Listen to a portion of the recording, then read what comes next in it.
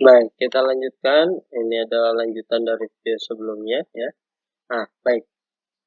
Kita lanjutkan bagaimana apabila yang kita reaksikan itu adalah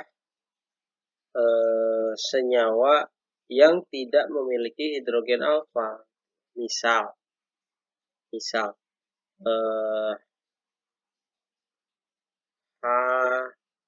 HCOH, metanal. Kita coba reaksikan, berikan NaO. Nah, apakah ini akan bereaksi? Bagaimana? Nah, tentu saja ini tidak akan bereaksi. Kenapa? Karena ingat, reaksi kondensasi itu harus terjadi, harus lengkap. Harus ada nukleofil dan harus ada elektrofil. Nah, kita cek dulu di dalam molekul ini, apakah ada elektrofil? Oke, elektrofilnya ada. Oke, elektrofilnya ada. Ini elektrofil karbonil. Kemudian kita cek lagi, apakah ada nukleofilnya? Di sini tidak ada C alfa, maka tidak ada nukleofil. Nukleofilnya tidak ada. Maka apabila tidak ada nukleofil, maka tidak mungkin bisa bereaksi dengan elektrofil. Ingat, elektrofil tidak bisa bereaksi dengan elektrofil ya.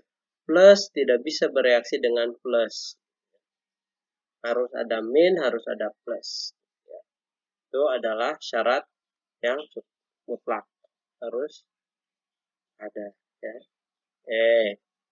Tuh ya. Itu harus ada. Baik, kita lanjut. Lalu apabila direaksikan dua molekul, misal yang satu punya hidrogen alfa, yang satu tidak memiliki hidrogen alfa. Contoh, CH3COH, etanol, kita reaksikan dengan metanol. Kalis enol. Nah, misal. Maka bagaimana? Kita analisis seperti biasanya. Kita lihat dari molekul yang pertama, apakah ada elektrofil? Ada, ini ada karbonilnya ya. Di molekul yang kedua, apakah ada elektrofil? Ada. Kita tandai, misal ini E1, ya, elektrofil yang pertama. Di sini ada elektrofil yang kedua. Kemudian cek di sini apakah ada nukleofil. Oh, di sini ada C alfa dan ada hidrogen alfa, maka ini ada nukleofil. Nukleofil yang pertama. Oke, kita cek molekul yang kedua apakah ada nukleofil. Oh, di sini tidak ada C alfa dan tidak ada hidrogen alfa, maka dia tidak ada nukleofil. Baik. Di sini maka senyawa yang kedua ini hanya bisa menjadi sebuah elektrofil, tidak bisa menjadi sebuah nukleofil. Maka kemungkinan yang terjadi, produk yang terjadi adalah yang pertama, nukleofil 1 plus elektrofil 1. Yang kedua, nukleofil 1 plus elektrofil yang kedua. Itu hanya ada dua kemungkinan hasil reaksi. Oke. Apabila ini gitu ya, maka yang terjadi adalah produk yang terjadi ya. Kita langsung ke produknya, silakan Anda buat mekanismenya sendiri. CH2 COH H ya. Maaf.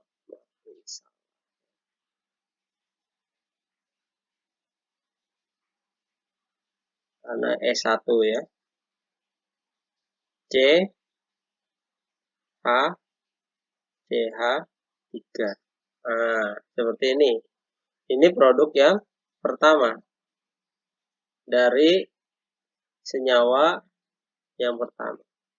Kemudian Produk yang kedua yang memungkinkan adalah HCO, CH2, COH,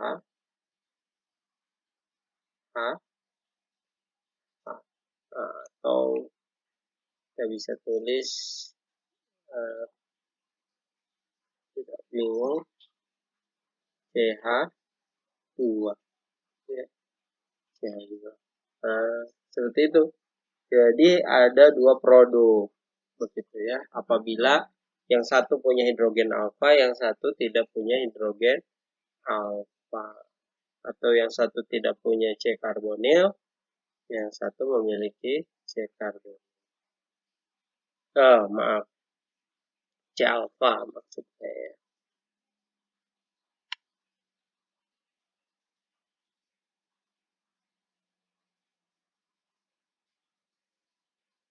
Oke, kemudian kalau kita lihat possibility-nya bagaimana, kemungkinannya bagaimana, yang mana yang produk yang akan terbentuk lebih banyak. Tentu saja produk yang kedua ini akan terbentuk lebih banyak. Kenapa? Kita bisa lihat di sini.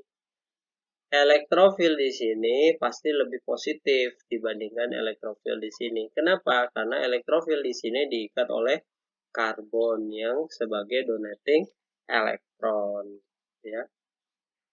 Kemudian alasan yang kedua adalah faktor sterik.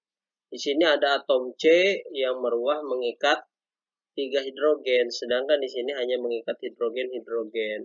Penghalangnya kecil. Di sini ada penghalang yang relatif cukup besar untuk masuknya sebuah nukleofil.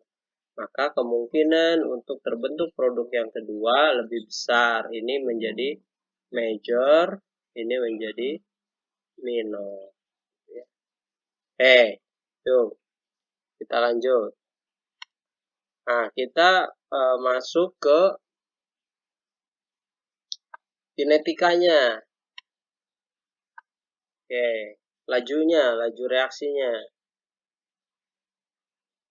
Nah, laju reaksi pada reaksi kondensasi ini sangat berpengaruh terhadap nukleofilnya, ya.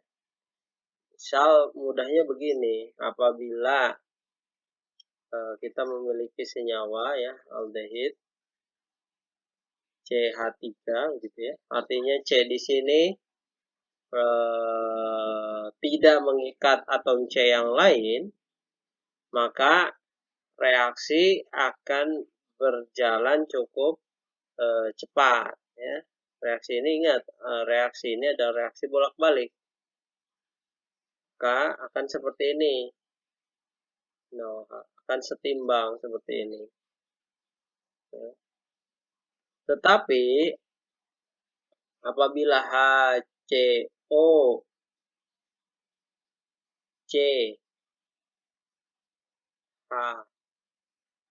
begini CH3 seperti ini, artinya C ini mengikat C yang lain atau masuk ke kategori sekunder, maka dia akan lebih sulit untuk bereaksi. Kemungkinan terbentuk produknya itu lebih kecil dibandingkan kembali ke reaktan, atau kesetimbangan akan jauh ke arah sampel ya, ke arah reaktan, maaf, daripada ke arah produk. Misalnya ini produk ya, maka kemungkinan untuk pembentukan produk ini lebih kecil kesetimbangannya dibandingkan kesetimbangannya ke arah reaktan. Dan yang seperti ini juga berlaku untuk senyawa keton. Ya.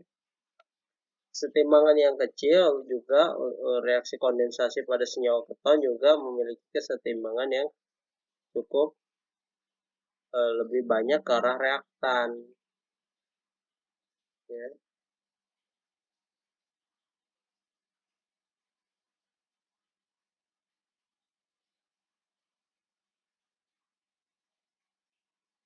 Ke arah reaktan lebih besar daripada ke arah produknya. Begitu ya, ini memang ada beberapa faktor yang menghalangi reaksi ini. Yang pertama, dari sudut pandang komponen donor elektron, ya. Suatu kondensasi aldol adalah proses substitusi alfa, ya, di mana komponen karbonil ini diubah menjadi ion enolat dalam katalis basa atau enol dalam katalis asam. Sehingga apa? Sehingga keasaman dari hidrogen alfa ini akan sangat berpengaruh. Seperti yang sudah saya jelaskan di video-video sebelumnya, bahwa semakin asam sebuah senyawa, maka dia akan memudahkan untuk terbentuk sebuah enol ataupun sebuah enolat. Kemudian alasan yang kedua adalah dari faktor sterik tadi, ya. Apabila ada C di sini memiliki rantai yang cukup panjang, C alfa di sini mengikat CC yang lain, gitu ya, maka dia akan molekul tersebut akan semakin besar. Semakin besar maka akan menyulitkan ketika nukleofil akan menyerang ke elektrofil. Nah, itu yang disebut sebagai faktor sterik, gitu ya.